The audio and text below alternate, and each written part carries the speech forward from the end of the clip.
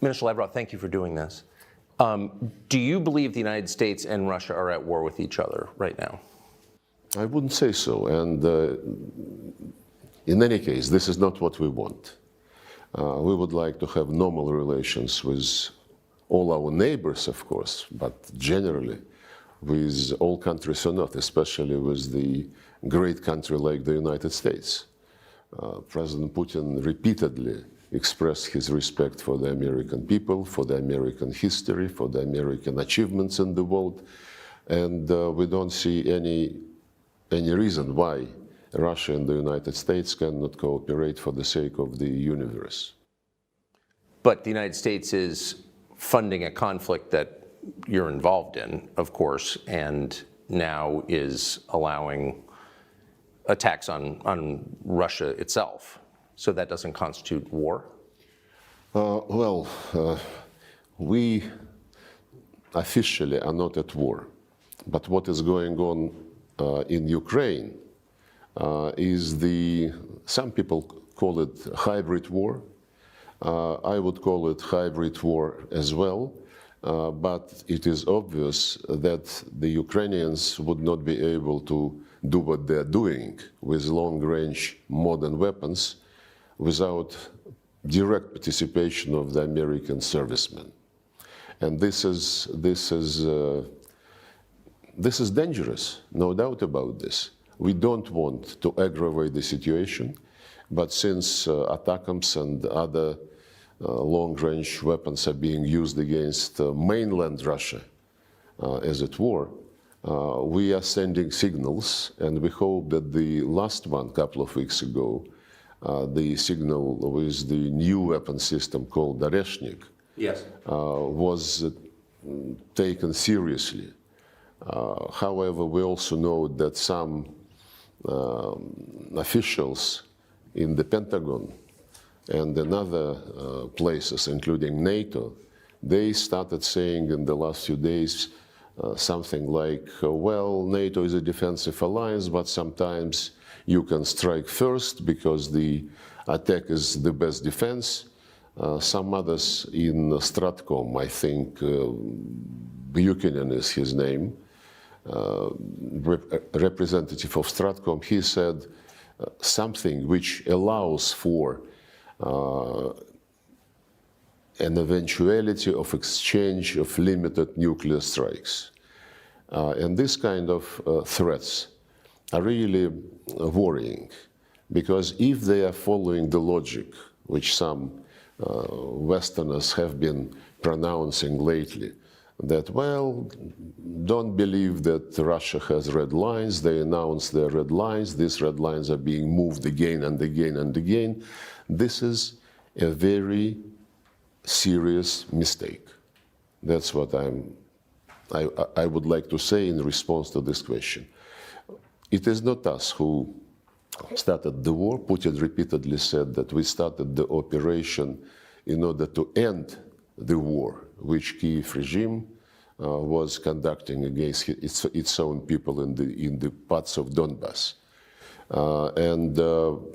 Just in his latest statement, the president clearly indicated that we are ready for any eventuality, but we strongly prefer peaceful solution through negotiations on the basis of respecting legitimate security interests of Russia and on the basis of respecting the people who live in Ukraine, who still live in Ukraine being Russians, and their basic human rights, language rights, religious rights have been exterminated by series of legislation passed by the Ukrainian parliament, and they started long before the special military operation. Since 2017, legislation was passed prohibiting Russian education in Russian, prohibiting Russian media operating in Ukraine, then prohibiting Ukrainian media working in Russian language, and the latest, of course, there were also steps to cancel any cultural events in Russian. Russian books were thrown out of libraries, and exterminated, and the latest was the law prohibiting canonic Orthodox Church, Ukrainian Orthodox Church. And you know, it's very interesting when people in the West say we want this conflict to be resolved on the basis of the UN Charter and respect for territorial integrity of Ukraine, Russia must withdraw. The Secretary General of the United Nations says similar things. Recently, his representative repeated that the conflict must be resolved on the basis of international law, UN Charter, General Assembly resolutions, while respecting territorial integrity of Ukraine. It's a misnomer, because if you want to respect the United Nations Charter, you have to respect it in its entirety. And the United Nations Charter, among other things, says that all countries must respect equality of states and right of people for self-determination. And they also mentioned the United Nations General Assembly resolutions, and this is clear that what they mean is the series of resolutions which they passed after the beginning of the special military operation, and which demand condemnation of Russia, Russia get out of Ukraine territory in 1991 borders. But there are other United Nations General Assembly resolutions which were not voted, but which were consensual. And among them is a declaration on principles of relations between states on the basis of the Charter. And it clearly says, by consensus, everybody must respect territorial integrity of states whose governments respect the right of people for self-determination, and because of that, represent the entire population living on a given territory. To argue that the people who came to power through military coup d'etat in February 2014 represented Crimeans or the citizens of eastern and southern Ukraine is absolutely useless. It is obvious that Crimeans rejected the coup. They said, leave us alone, we don't want to have anything with you. So did Donbass. Crimeans held referendum, and they rejoined Russia. Donbass was declared by the putschists who came to power a terrorist group. They were shelled, attacked by artillery. The war started, which was stopped in February 2015. And the Minsk agreements were signed, and we were very sincerely interested in closing this drama by seeing Minsk agreements implemented fully. It was sabotaged by the government which was established after the coup d'etat in Ukraine. There was a demand that they enter into a direct dialogue with the people who did not accept the coup. There was a demand that they promote economic relations with that part of Ukraine, and so on and so forth. None of this was done. The people in Kyiv were saying we would never talk to them directly, and this is in spite of the fact that the demand to talk to them directly was endorsed by the Security Council. And they said they are terrorists, we would be, fighting them, and they would be dying in cellars because we are stronger. Had the coup in February 2014, had it not happened, and had the deal which was reached the day before between the then president and the opposition implemented, Ukraine would have stayed one piece by now with Crimea in it. It's absolutely clear. They did not deliver on the deal, instead they staged the coup. The deal, by the way, provided for creation of a government of national unity in February 2014 and holding early elections, which the then president would have lost Everybody knew that. But they were impatient, and they took the government buildings next morning. They went to this Maidan Square and announced that they created the government of the winners.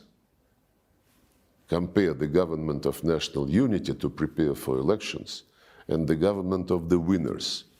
How can the people whom they, in their view, defeated, how can they pretend that they respect the authorities in Kiev? You know, the right for self-determination is the international legal basis for decolonization process, which took place in Africa on the basis of this charter principle, right for self-determination.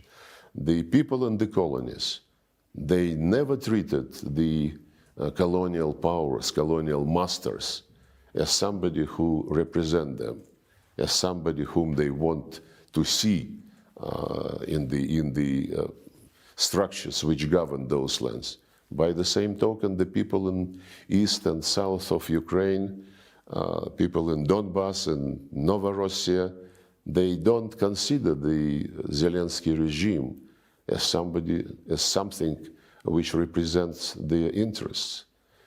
How can they, when their culture, their language, their traditions, their religion, all this was prohibited? Yes.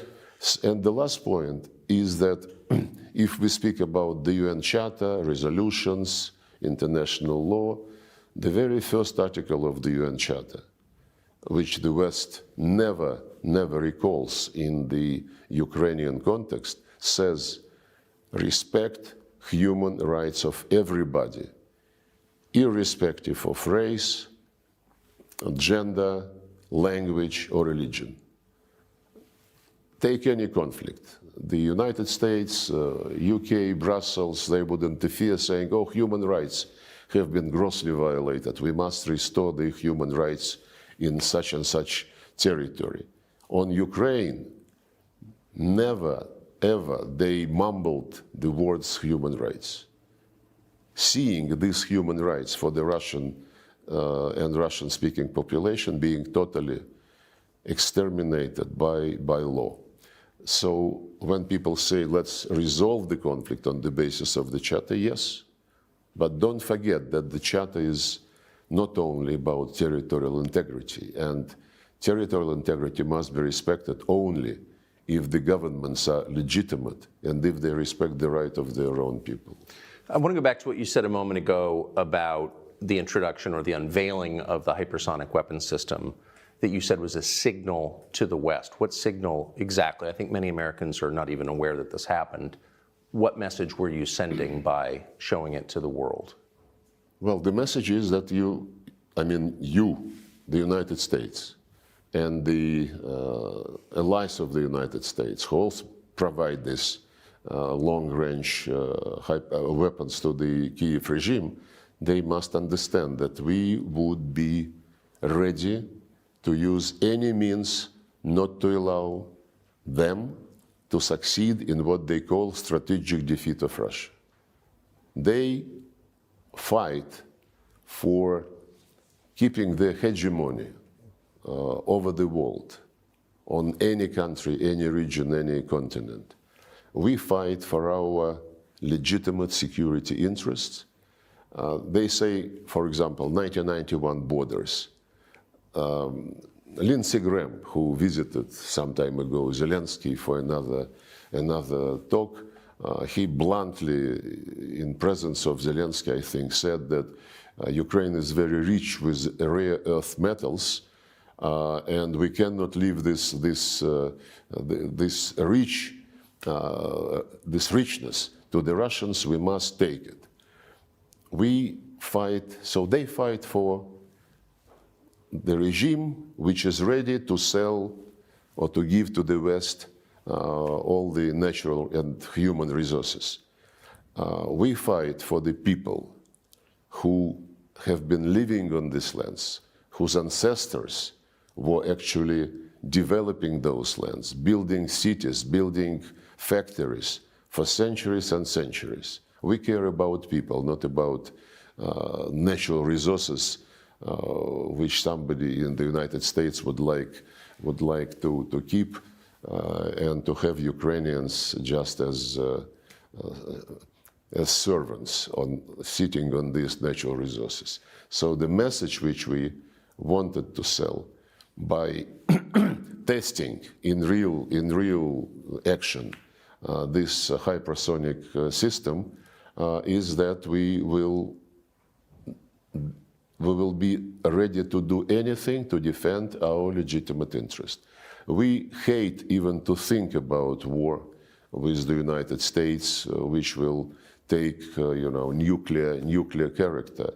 Our military doctrine says that the most important thing is to avoid a nuclear war.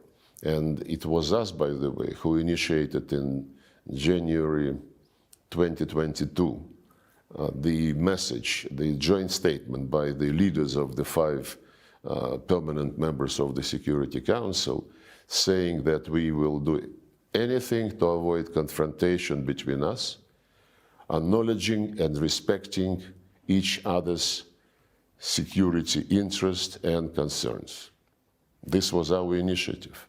And the security interests of Russia were totally ignored when they rejected, about the same time, when they rejected the proposal to conclude a treaty on security guarantees for Russia, for Ukraine, in the context of coexistence and in the context when Ukraine would not be ever member of NATO or any other military bloc. This security interest of Russia were presented to the West, to NATO and to the United States. In December 2021, we discussed them several times, including during my meeting with Tony Blinken in Geneva in January, late January 2022, and this was rejected. So we would certainly like to avoid any misunderstanding, and since the people, some people in Washington and some people in London, in Brussels, seem to be not very capable to understand, we will send additional messages if they don't draw necessary conclusions. The fact that we're having a conversation about a potential nuclear exchange and it's real is remarkable, not something I thought I'd ever see. And it raises the question, how much back-channel dialogue is there between Russia and the United States? Has there been for the last 2.5 years? Is there any conversation ongoing? There are several channels, but mostly on exchange of people who served terms in Russia and in the United States. There were several swaps. There are also channels which are not advertised or publicized, but basically the Americans send through these channels the same message which they send publicly. You have to stop, you have to accept the way which will be based on the Ukrainian needs and Ukrainian position. They support this absolutely pointless peace formula by Zelensky, which was additioned recently by Victory Plan. They held several series of meetings, Copenhagen format, Bürgenstock, what have you, and they brag that next year, first half of next year, they will convene another conference and they will graciously invite Russia that time, and then Russia would be presented an ultimatum. All this is seriously repeated through various confidential channels. Now we hear something different, including Zelensky's statements that we can stop now at the line of engagement, line of contact. The Ukrainian government will be admitted to NATO, but NATO guarantees at this stage would cover only the territory controlled by the government, and the rest would be subject to negotiations, but the end result of these negotiations must be total withdrawal of Russia from Russian soil, basically. Wait, but just if I can just go back. Leaving Russian people to the Nazist regime, which exterminated all the rights of the Russian and Russian-speaking citizens of their own country. If I can just go back to the question of nuclear exchange, so there is no mechanism by which the leaders of Russia and the United States can speak to each other to avoid the kind of misunderstanding that could kill hundreds of millions of people? No. We have this channel, which is automatically engaged when ballistic missile launch is taking place. As regards this Oreshnik hypersonic ballistic missile, mid-range ballistic missile, 30 minutes in advance, this system sent the message to the United States, and they knew that this was the case, and that they don't mistake it for anything bigger and real dangerous. Well, I think the system sounds very dangerous. Well, it was a test launch, you know. Yes. Oh, you're speaking of the test. Okay. But I just wonder how worried you are that, considering there doesn't seem to be a lot of conversation between the two countries, both sides are speaking about exterminating the other's populations, that this could somehow get out of control in a very short period and no one could stop it. It seems incredibly... No, we're not talking about exterminating anybody's population. We did not start this war. We have been, for years and years and years, sending warnings that pushing NATO closer and closer to our borders is going to create a problem. Yes. 2007, Putin started to explain, you know, to the people who seem to be overtaken by the end of history and being dominant, no challenge, and so on and so forth. And of course, when the coup took place, the Americans did not hide that they were behind it. There is a conversation between Victoria Nuland and the then American ambassador in Kyiv when they discuss personalities to be included in the new government after the coup. The figure of $5 billion spent on Ukraine after independence was mentioned as the guarantee that everything would be like the Americans want. So we don't have any intention to exterminate Ukrainian people. They are brothers and sisters to the Russian people. How many have died so far, do you think, on both sides? It is not disclosed by Ukrainians. Zelensky was saying that it is much less than 80,000 persons on Ukrainian side. But there is one very reliable figure in Palestine. During 1 year after the Israelis started their operation in response to this terrorist attack, which we condemned, and this operation, of course, acquired the proportion of collective punishment, which is against international humanitarian law as well. So during 1 year after the operation started in Palestine, the number of civilians, Palestinian civilians, killed is estimated 45,000. This is almost twice as many as the number of civilians on both sides of Ukrainian conflict who died during 10 years after the coup. 1 year and 10 years. So it is a tragedy in Ukraine. It's disaster in Palestine, but we never ever had as our goal killing people.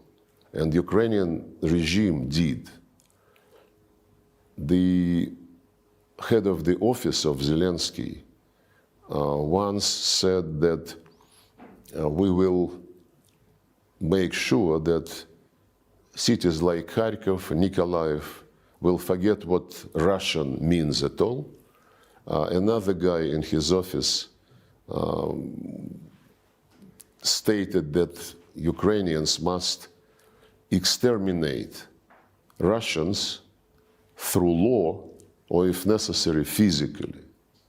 Ukrainian former ambassador to Kazakhstan, forgot his name, became famous when giving an interview and looking into the camera, being recorded and broadcast.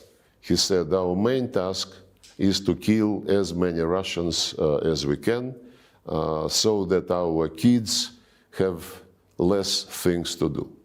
And the statements like this are all over the vocabulary of the regime. How many Russians in Russia have been killed since February of 2022?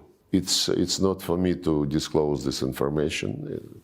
In the time of military operations, special rules exist, and our Ministry of Defense follows these rules. But the very interesting fact that when Zelensky was playing not in international arena, but at his comedy club or whatever it is called, he was. There are videos from that period when he was bluntly defending the Russian language. He was saying, what is wrong with Russian language? I speak Russian. Russians are our neighbors. Russian is one of our languages. And get lost, he said, to those who wanted to, to attack the Russian language and Russian culture. When he became president, he changed very fast. And before the military operations, in September 2021, he was interviewed. And at that time, he was conducting war against Donbass in violation of the Minsk agreements. And the interviewer asked him what he thought about the people on the other side of the line of contact. And he answered very thoughtfully, you know, there are people and there are species. And if you, living in Ukraine, feel associated with the Russian culture, my advice to you, for the sake of your kids, for the sake of your grandkids, get out to Russia. And if this guy wants to bring Russians and people of Russian culture back under his territorial integrity, I mean, it shows that he is not adequate. So what are the terms under which Russia would cease hostilities? Like what are you asking for? 10 years ago, in February 2014, we were asking only for the deal between the president and the opposition, Yes. to have government of national unity, to hold early elections, to be implemented. The deal was signed, and we were asking for the implementation of this deal. They were absolutely impatient and aggressive, and they were, of course, pushed, I have no slightest doubt, by the Americans, because if Victoria Nuland and the US ambassador agreed the composition of the government, why wait for 5 months to hold early elections? The next time we were in favor of something was when the Minsk agreements were signed. Yes. I was there. The negotiations lasted for 17 hours. And the deal was, well, Crimea was lost by that time because of referendum, and nobody, including my colleague John Kerry, meeting with us, nobody in the West was raising the issue of Crimea. Everybody was concentrated on Donbass. And the Minsk agreements provided for territorial integrity of Ukraine, minus Crimea, this was not even raised, and a special status for a very tiny part of Donbass, not for the entire Donbass, not for Novorossiya at all. Part of Donbass, under these Minsk agreements, endorsed by the Security Council, should have the right to speak Russian language, to teach Russian language, to study in Russian, to have local law enforcement like in the states of US, to be consulted when judges and prosecutors are appointed by the central authority, and to have some facilitated economic connections with neighboring regions of Russia. That's it. Something which President Macron promised to give to Corsica and still is considering how to do this. And when these agreements were sabotaged all along, first by Poroshenko and then by Zelensky, both of them, by the way, came to presidency running on the promise of peace, and both of them lied.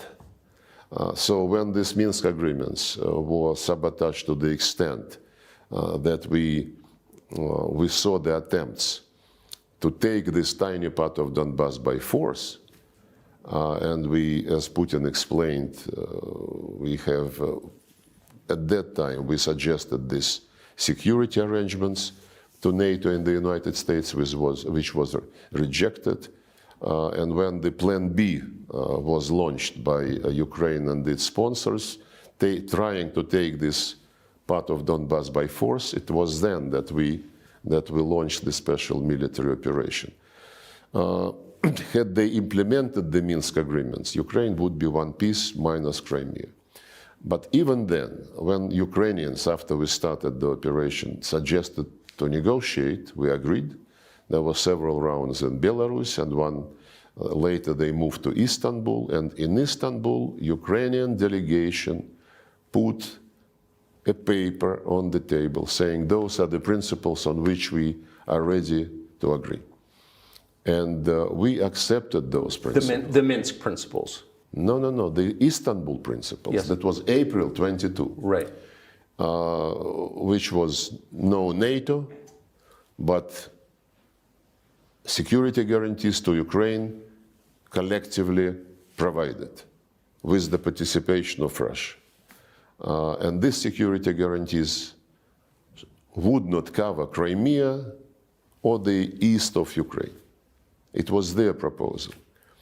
And it was initialed. And the head of the Ukrainian delegation in Istanbul, who is now the chair of the Zelensky faction in the parliament, he recently, a few months ago, in an interview, he confirmed that this was the case.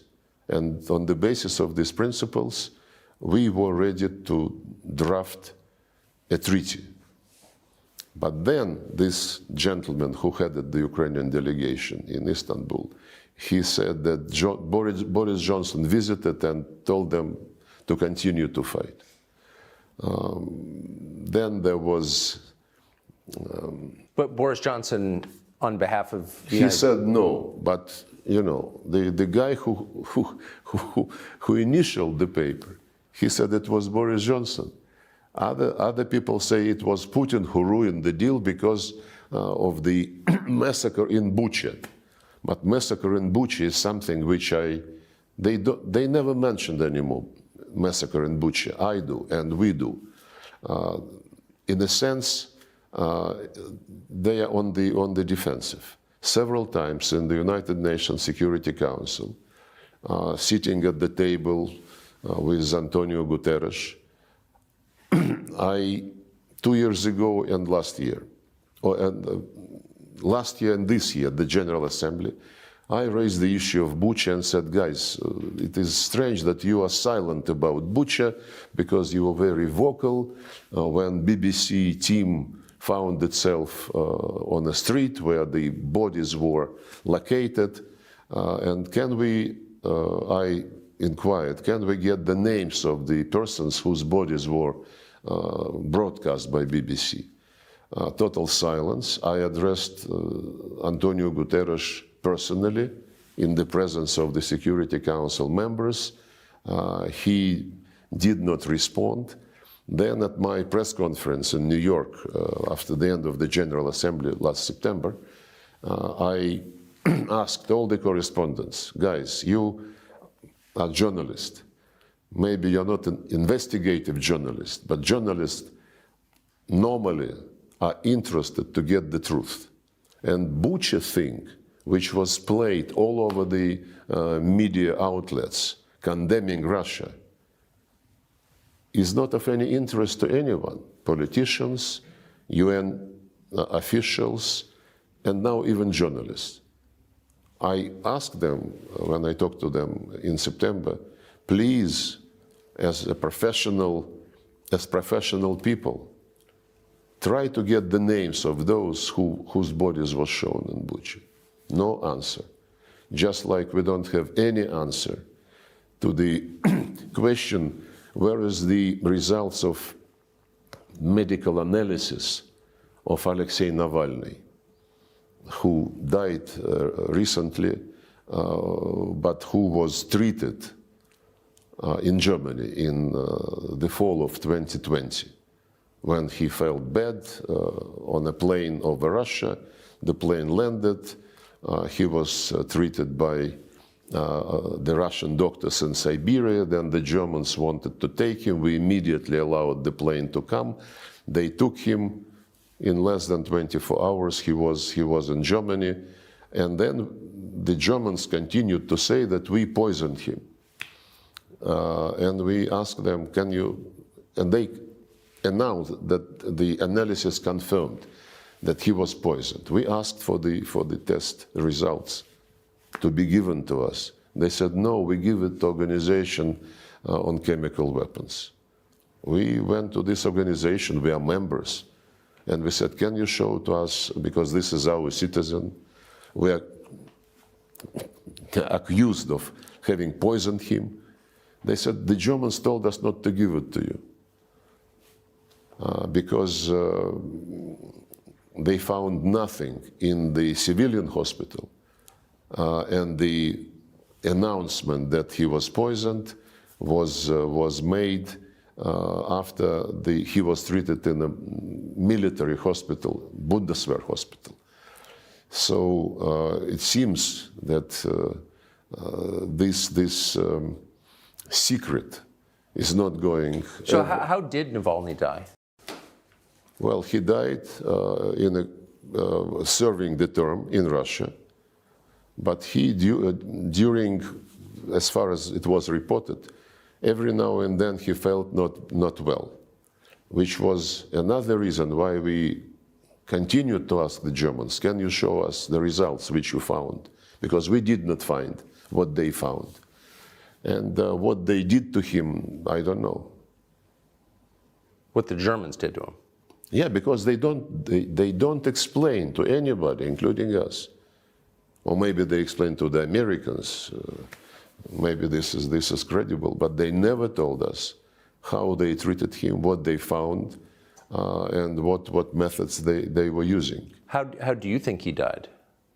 I am not a doctor, but for anybody to guess, even for the doctors to try to guess, they need to have information. And if the person was taken to Germany to be treated after he had been poisoned, the results of the tests cannot be secret. We still cannot get anything credible on the fate of Sergei Skripal and his daughter. The information is not provided to us. He is our citizen, she is our citizen. and we have all the rights under conventions which the UK is party to get information. Why do you think, so many threads, but why do you think that Boris Johnson, former Prime Minister of the UK, would have stopped the peace process in Istanbul? On whose behalf was he doing that? I met with him a couple of times, and I wouldn't be surprised if he was motivated by some immediate desire or by some long-term strategy. He is not very predictable. But why, okay, do you think he was acting on behalf of the US government, on behalf of the Biden administration? He was doing this independently? I mean, I don't know. I don't know, and I wouldn't guess. The fact that the Americans and the Brits are leading in this quote-unquote situation is obvious.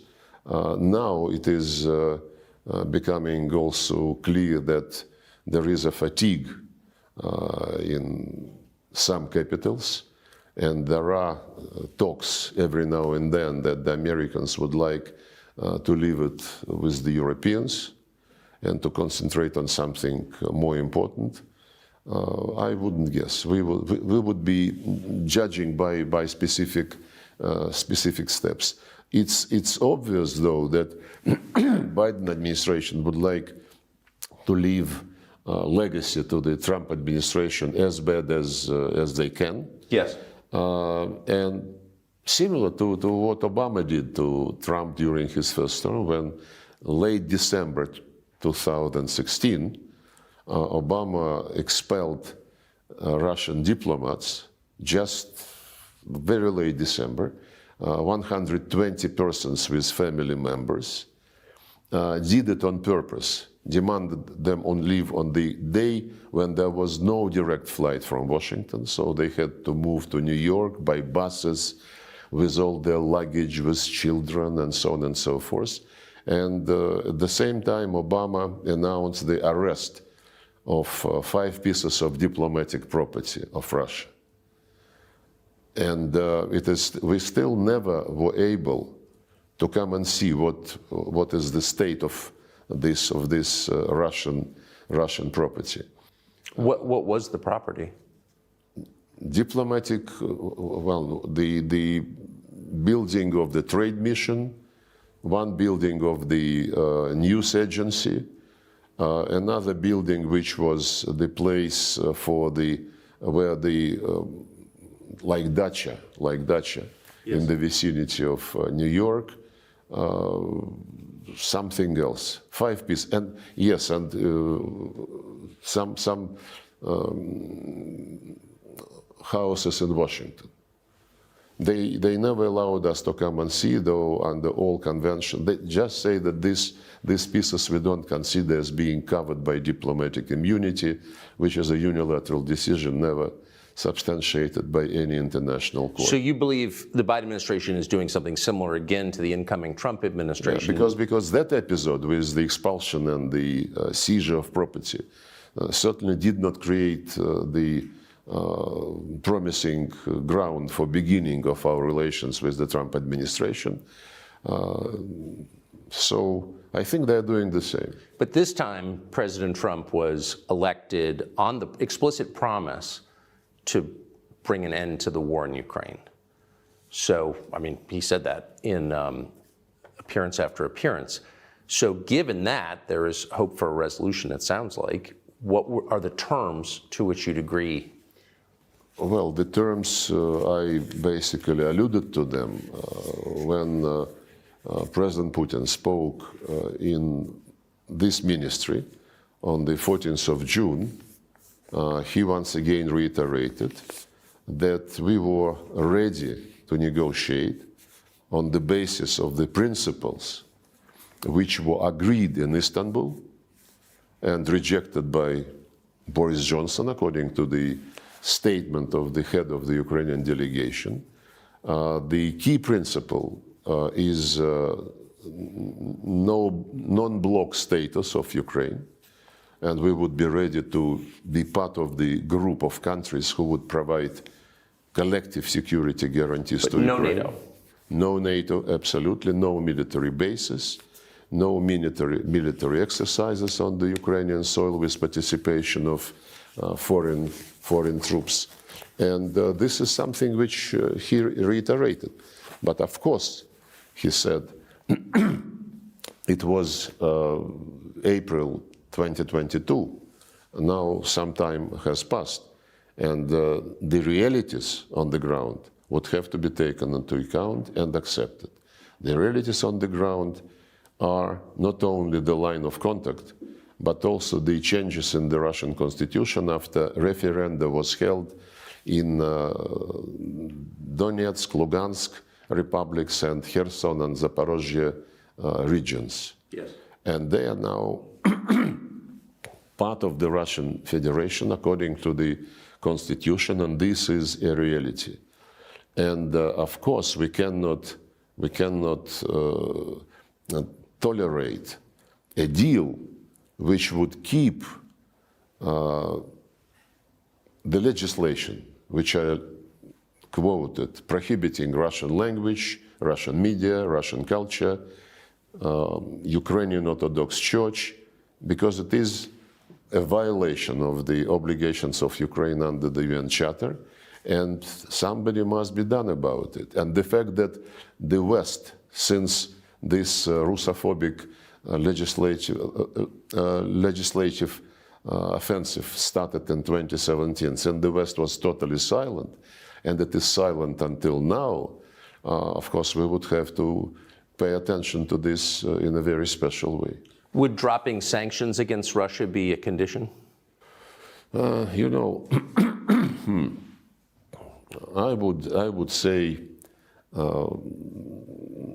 probably many people in Russia would like to make it a condition, but the more we live under sanctions, the more we understand that it is better to rely on yourself and to develop mechanisms, to develop platforms for cooperation with normal countries who are not unfriendly to you, and don't mix economic interest and policies, and especially politics. And we learned a lot after the sanctions started. Sanctions started under Obama. They continued in a very big way under the first term of Trump. And these sanctions under the Biden administration are absolutely unprecedented. But what doesn't kill you makes you stronger, you know. And well, but it also just drives... They would be never kill us, so they are making us stronger. And driving Russia east. And so the vision that I think sane policymakers in Washington had 20 years ago is why not bring Russia into a Western bloc, sort of as a balance against the rising East. But it doesn't seem like that. Do you think that's still possible? I don't think so. When recently Putin was speaking at Valdai Club, politologists and experts, he said we would never be back at the situation of early 2022. That's when he realized for himself, apparently, not only he, but he spoke publicly about this, that all attempts to be on equal terms with the West have failed. It started after the demise of the Soviet Union. There was euphoria. We are now part of the liberal world, the democratic world, end of history. But very soon it became clear to most of the Russians that in the 90s we were treated as, at best, as junior partner, maybe not even as a partner, but as a place where the West can organize things like it wants, striking deals with oligarchs, buying resources and assets. And then probably the Americans decided that Russia is in their pocket. Boris Yeltsin, Bill Clinton, buddies, laughing, joking. But even at the end of Yeltsin's term, he started to contemplate that this was not something she wanted for Russia. And I think this was very obvious when he appointed Putin prime minister and then left earlier and blessed Putin as his successor for the elections which were coming and which Putin won. But when Putin became president, he was very much open to cooperation with the West. And he mentions about this quite regularly when he speaks with interviewers or at some international events. I was present when he met with George Bush Jr., with Obama. Well, after the meeting of NATO in Bucharest, which was followed by NATO-Russia summit meeting in 2008, when they announced that Georgia and Ukraine will be in NATO, and then they tried to sell it to, we asked why. There was lunch and Putin asked what was the reason for this. Good question. And they said, you know, this is something which is not obligatory. How come? Well, you know, to start the process of joining NATO, you need a formal invitation. And this is a slogan. Ukraine and Georgia will be in NATO. But this slogan, you know, became obsession for some people in Tbilisi first, when Saakashvili lost his senses and started the war against his own people under the protection of OSCE mission with the Russian peacekeepers on the ground. And the fact that he launched this was confirmed by the European Union investigation which they launched and which concluded that he gave the order to start. And for Ukrainians, it took a bit longer. And they were cultivating this pro-Western mood. Well, pro-Western is not bad, basically. Pro-Eastern is also not bad. What is bad is that you tell people either or. Either you go with me or you're my enemy. What happened before the coup in Ukraine? In 2013, the president of Ukraine, it was Mr. Yanukovych, negotiated with the European Union some association agreement which would nullify tariffs on most of the Ukrainian goods to the European Union and the other way around.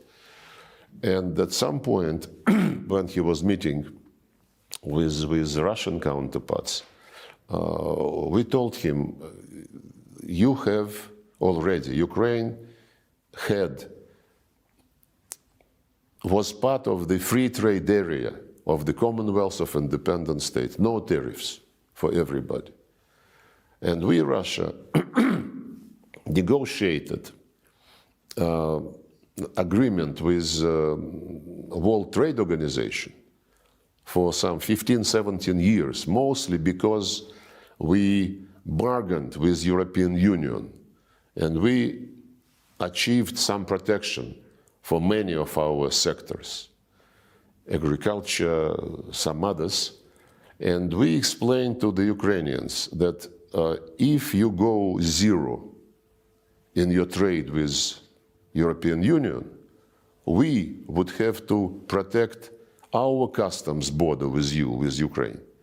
Otherwise, the zero tariff European goods would flood and would be hurting our industries, which we tried to protect and agreed for some protection. Then we suggested to the European Union, guys, Ukraine is our common neighbor.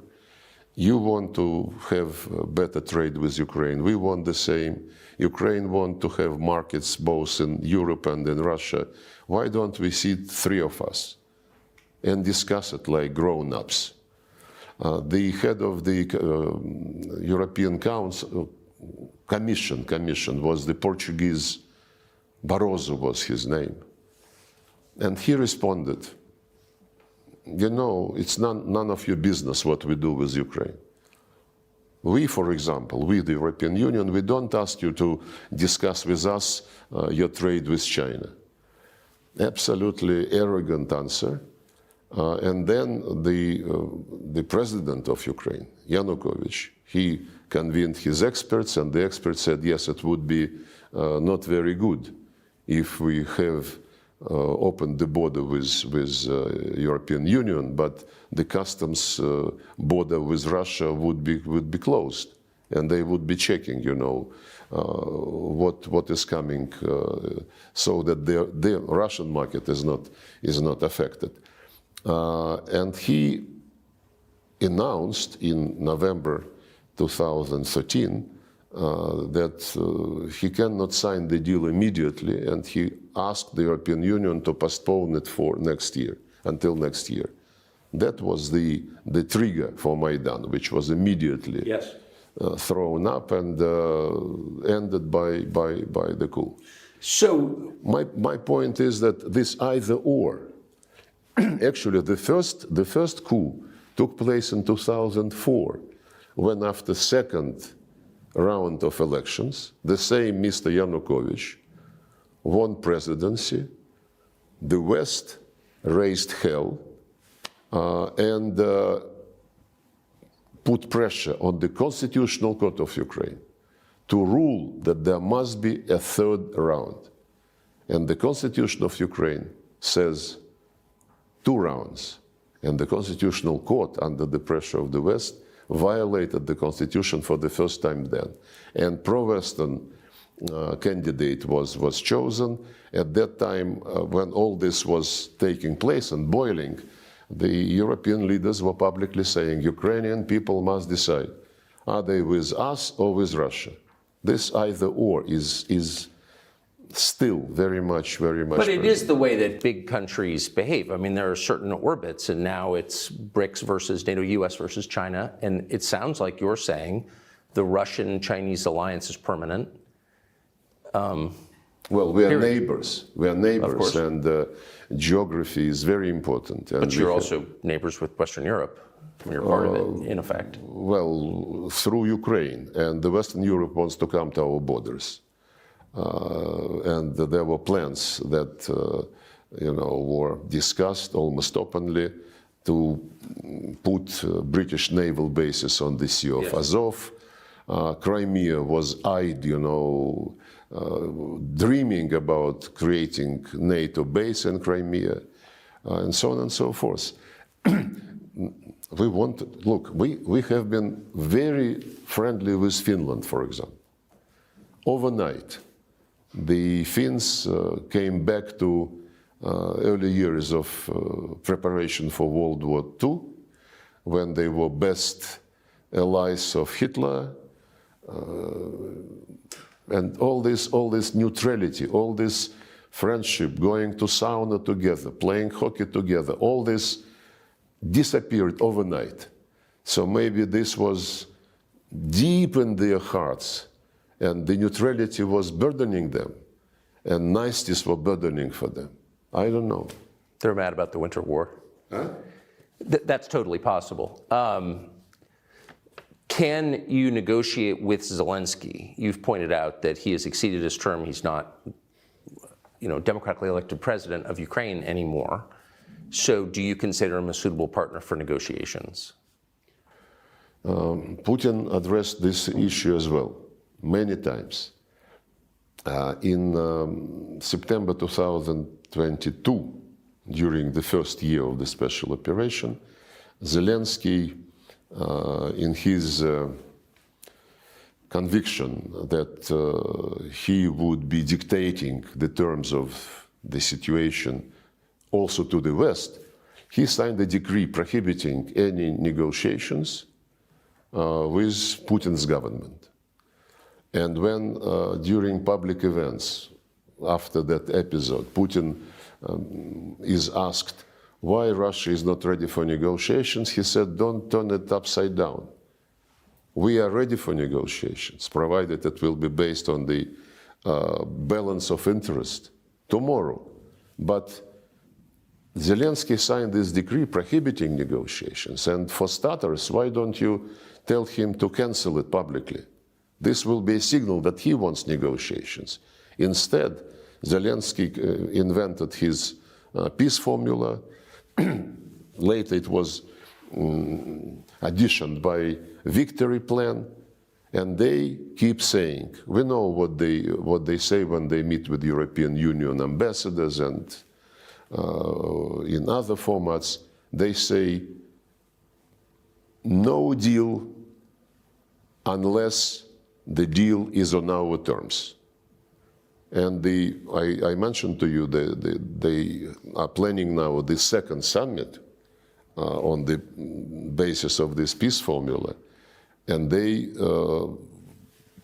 don't shy away from saying, we will invite Russia to put in front of it the deal which we agreed already with the West.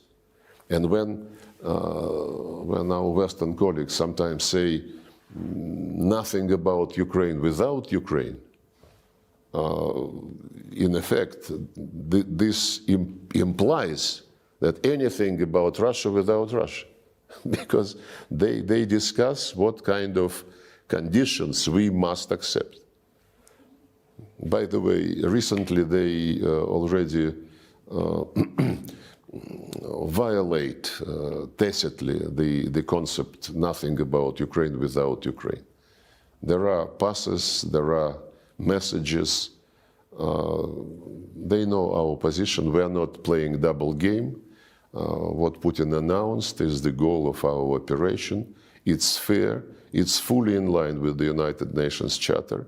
First of all, the rights, language rights, minority rights, national minority rights, religious rights, and it's fully in line with OSCE principle. There is an organization for security and cooperation in Europe which is still alive. And the summit of this organization, well, several summits of this organization clearly stated that security must be indivisible, that nobody should expand his security at the expense of security of others, and that, most important, no organization in Euro-Atlantic space shall claim dominance. This was, last time it was confirmed by OSCE 2010. And NATO was doing exactly the opposite. Yes. So we have legitimacy, you know, in our position. No NATO on our doorsteps because OSCE, you know, agreed that this should not be the case if it hurts us. And please restore the rights of Russians. Who do you think has been making foreign policy decisions in the United States?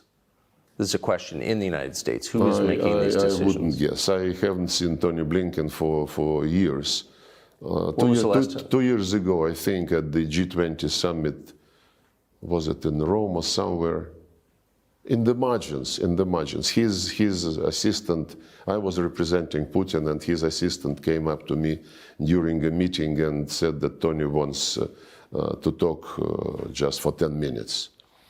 I left the room, we shook hands, and he said something about the need to de-escalate and so on and so forth. I hope he is not going to be angry with me since I am disclosing this. But we were meeting in front of many people present in the room. And I said, we don't want to escalate. You want to inflict strategic defeat upon Russia. He said, no. It is not strategic defeat globally. It is only in Ukraine. You've not spoken to him since? No. Have you spoken to any officials in the Biden administration since then? I don't want to ruin their career. But have you had meaningful conversations? No, no.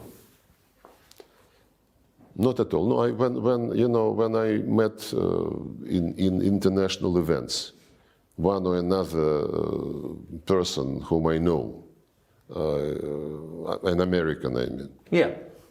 Some of them say hello, some of them exchange few words, but I never impose myself because But nothing meaningful behind the scenes. It's becoming contagious, when they see when somebody sees an American talking to me or a European talking to me.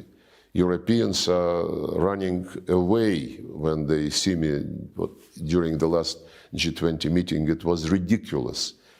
Grown-up people, mature people, they behave like kids, so childish, unbelievable.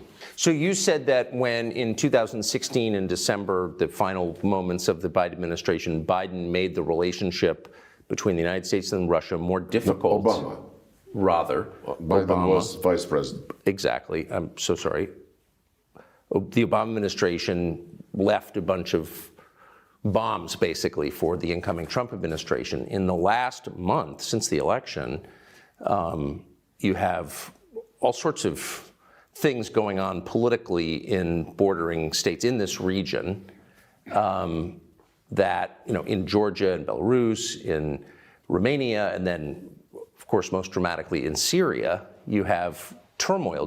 Does this seem like part of an effort by the United States to make the resolution more difficult? There is nothing new, frankly, because the U.S. Historically, in foreign policy, was motivated by making some trouble and then to see if they can fish in the muddy water. Iraqi aggression, Libyan adventure, ruining the state, basically. Fleeing from Afghanistan, now trying to get back through the back door, using the United Nations, to organize some event where the U.S. can be present, in spite of the fact that they left Afghanistan in very bad shape and arrested money, don't want to give it back. I think this is, if you analyze the American foreign policy steps, adventures, most of them is the right word. That's the pattern. They create some trouble and then they see how to use it. In Georgia, when the OSCE monitors elections, when it used to monitor elections in Russia, they would always be very negative. And on other countries as well, Belarus, Kazakhstan. This time in Georgia, the monitoring mission of OSCE presented a positive report, and it is being ignored. So when you need endorsement of the procedures, you do it when you like the results of the election. If you don't like the results of elections, you ignore it. It's like when the United States and other Western countries recognized unilateral declaration of independence of Kosovo, they said this is the self-determination being implemented. When a few years later, and there was no referendum in Kosovo, unilateral declaration of independence. By the way, after that, the Serbs approached International Court of Justice, which ruled that, well, normally they are not very specific, in their judgment, but they ruled that unilateral, or rather, when part of a territory declares independence, it is not necessarily to be agreed with the central authorities. And when a few years later Crimeans were holding referenda with invitation of many international observers, not from international organizations, but from parliamentarians in Europe, in Asia, in post-Soviet space, they said, no, we cannot accept this because this is violation of territorial integrity. Right. You pick and choose. The UN Charter is not a menu. You have to respect it in all its entirety. So who's paying the rebels who've taken parts of Aleppo? Is the Assad government in danger of falling? What is happening exactly in your view in Syria? Well, we had a deal when this crisis started, and we are organized the Astana process of Russia, Turkey, and Iran.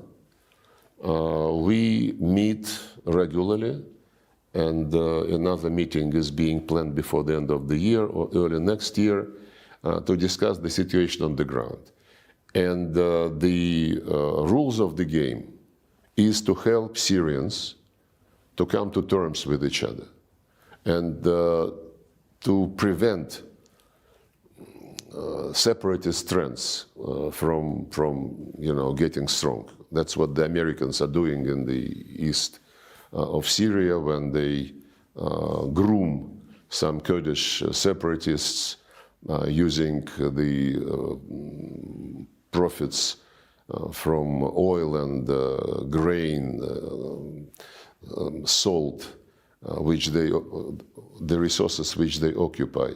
This Astana format is a useful combination of players, if you wish, and we are very much concerned. After this happened with Aleppo and surroundings, I had a conversation with the Turkish Minister of Foreign Affairs and with Iranian colleague. We agreed to try to meet this week. Did you see it coming? Hopefully in Doha, in the margins of this international conference. We would like to discuss the need to come back to strict implementation of the deals on Idlib area, because Idlib de-escalation zone was the place from where the terrorists moved to take Aleppo, and the arrangements reached in 2019 and 2020 provided for our Turkish friends to control the situation in the Idlib de-escalation zone and to separate the Hayat Tahrir al-Sham, former Nusra, from the opposition which is non-terrorist and which cooperates with Turkey. Apparently, it is not yet the. And another deal was the opening of M5 route from Damascus to Aleppo, which is also now taken completely by the terrorists. So we as Ministers of Foreign Affairs would discuss the situation, hopefully, this coming Friday, and the military of all three countries and the security people are in contact with each other. But the Islamist groups, the terrorists you just described, who is backing them? Well, we have some information, and we would like to discuss with all our partners in this process the way to cut the channels of financing and arming them. The information which is being floated, and it's in the public domain, mentions the Americans, the Brits, among others. Some people say that Israel is interested in making this situation aggravate so that Gaza is not under very close scrutiny It's a complicated game. Many actors are involved, and I hope that the contacts which we are planning for this week will help stabilize the situation. What do you think of Donald Trump?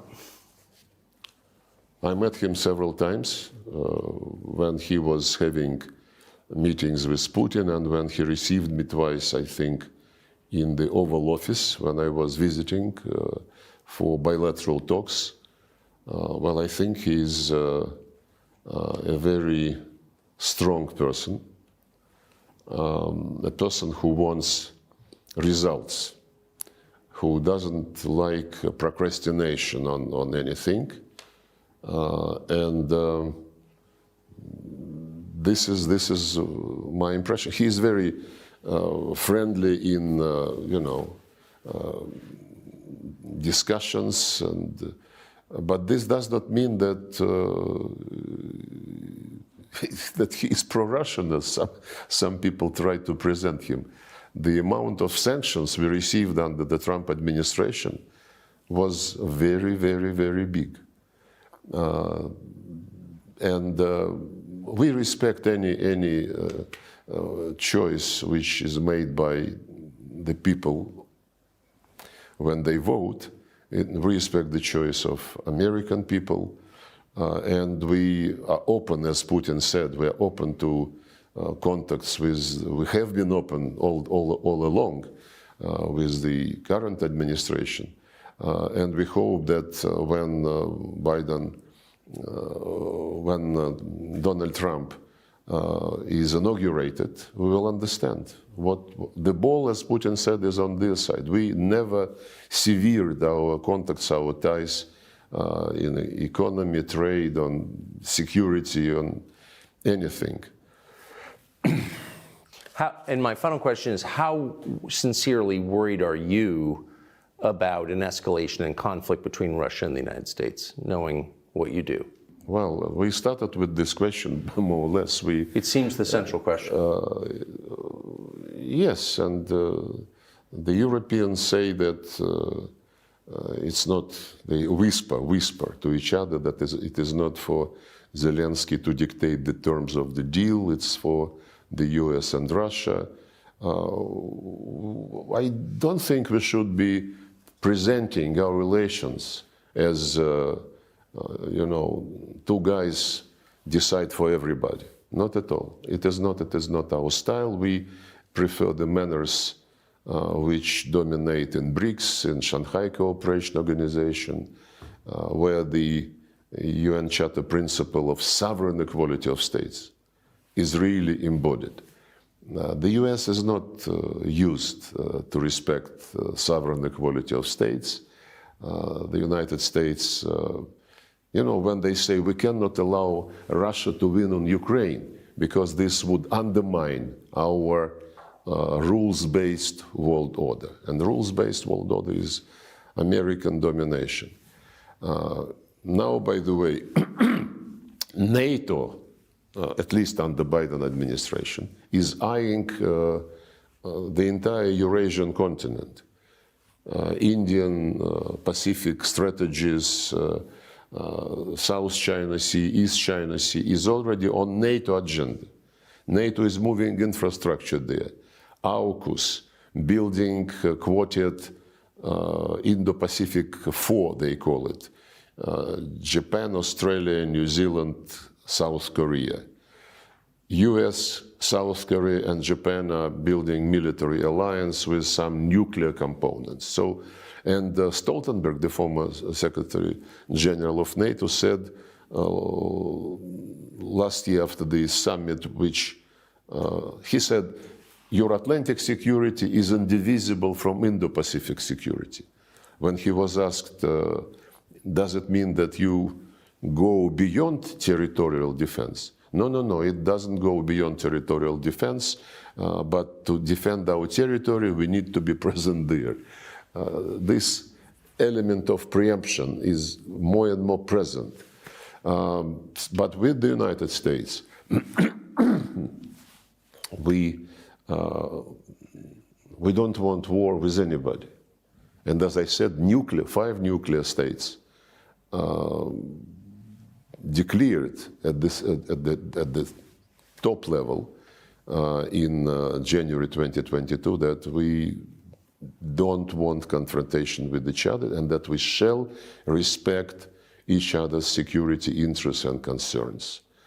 And it also stated that nuclear war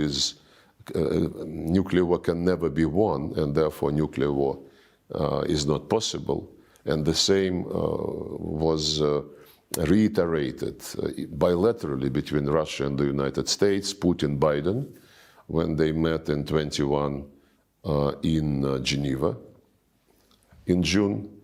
Basically, they reproduced the statement by Reagan and Gorbachev of 1987, I think, no nuclear war. And this is absolutely in our vital interest, and I hope that this is also in vital interest of the United States. I say so because some time ago, Mr. Kirby, who is White House communications coordinator or whatever, he was asking questions, answering questions, and about escalation and about possibility of nuclear weapons being employed. And he said, oh, no, we don't want escalation, because then if there is some nuclear element, then our European allies would suffer. So even mentally, he excludes that the United States can suffer. And this is something which makes the situation a bit risky. It might, if this mentality prevails, then some reckless steps could be taken, and this is bad. So what I think you're saying is American policymakers imagine there could be a nuclear exchange that doesn't directly affect the United States, and you're saying that's not true. That's what I said, yes. No, but you know, professionals in deterrence, nuclear deterrence policy, they know very well that it's a very dangerous game. And to speak about a limited exchange of nuclear strikes is an invitation to disaster, which we don't want to happen. Mr. Lavrov, thank you very much. Thank you.